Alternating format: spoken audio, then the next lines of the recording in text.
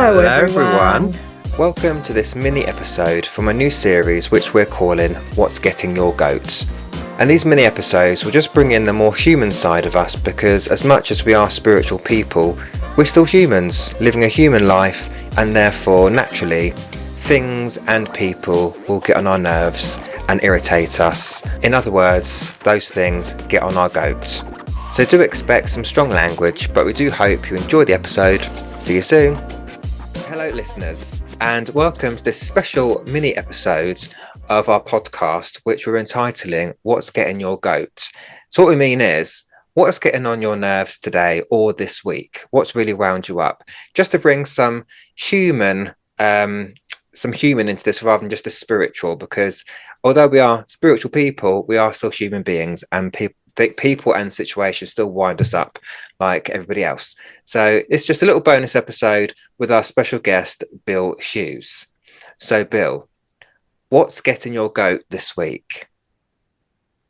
David, Blender. What's getting my goat this week? Right.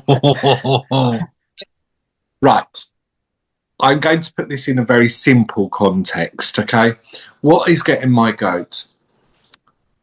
The words and discredit of other individuals who portray a story, a fabricated story, about one's self, and it falls on the ears of others who are then led to believe it.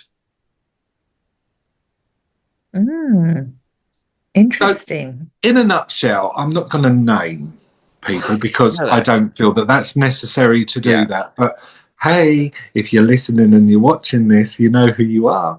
But you can be David and give them a name. David likes to give names.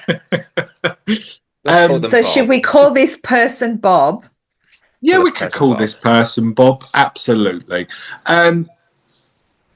You know, people love to talk, don't they? Yeah. People love to talk.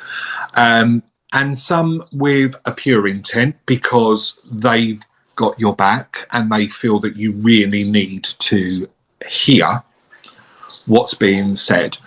And again, you know, I'm one of these people. Look, I've got plenty of chins, so I can take it on any one of them in any which shape or form it chooses to present itself. However, what gets my goat is if you have an issue or you have a fabricated story to tell about myself or anybody closely linked to me, have the balls that are big enough to tell me to my face. Yeah. Yes. Honestly, I'm not a horrible individual. If you've got any type of criticism or you've got something that's really got your goat, or I've done something to offend you, then by all means, come and tell me. Don't tell everybody else, because it's slanderous. It's not necessary. It's horrible. So that's what's got my goat this week, guys. Okay. Marvellous. That would get my goat as well. You'll probably get yours as well, Glenda. Absolutely get on my goat too. What about you, David? Have you had anything this week? Only ignorant drivers. Oh, okay. I really, that's one of my biggest dislikes. I don't like ignorance as a whole anyway. But no, I was driving down the side road, down the side of my house. It's quite a narrow street. And so one side of the street, all the cars are parked. So you only got the other gap to go down where other cars are not parked. And so there's quite a tight space that I had this woman come towards me with her friend. They were just chatting to each other in the car, laughing. She had her window down, and I pulled in to let her past. And she didn't even acknowledge me. So as I pulled out to drive past her, I had my window down as well. And I shouted out the car to her, "Thanks." She's lucky I didn't say something else. And as she got past me, she beeped her horn at me. I thought, well, bugger you, because you're ignorant. And my house just around the corner anyway. But yeah, that was my get my goat this week. But I just can't stand. I'm not sat there for my health waiting for you. I could have been an arsehole and made you reverse love, but I didn't. Because that would have been even more awkward. But yeah, those things like that just really get on my tits. What about you, Glenda? Oh, I don't know. Which version do you want? Do you want a personal version or do you want just an everyday version? Whatever you want to share. I can't handle fakeness. Fake people.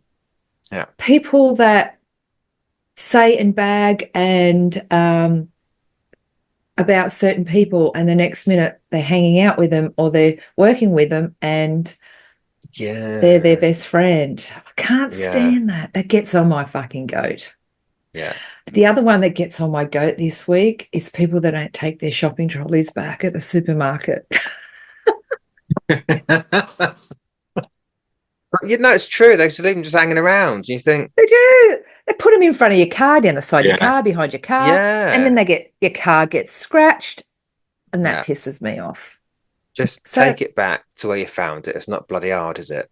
Absolutely. That happens here as well. Just behind you. It's usually just very close. Yeah. Do you not have to put a $1 in the trolley? Not here. Before you take it. Oh, we have to. So I'm surprised some people don't put it back. Oh no, here like in Tesco's, to get your trolley, you need to put the little pound in the slot before you can take the trolley. Not here. So that's why they're everywhere. Oh, I see. Maybe you should start a petition, Glenda. Bring $1 to the shop for your trolley. That'll sort them out. That's it. Well, there you go. There's a little quick segment on. There you go. Thank you both for sharing what's getting on your goat this week. Oh, you're more than welcome. Marvellous. Well, thank you both of you for sharing what's getting on your goat this week, and we should be back with another episode of What Gets on Your Goat at some point soon. But until then, thank you very much for joining. Thank you all for listening, and we'll see you again in the next episode. Thank you for listening to What's Getting Our Goat this week. We hope you enjoyed the episode. But if something's getting your goat, why not tell us about it? Let us know, and we might just talk about it in a future episode. But until then, look out for those goats, and we'll see you soon.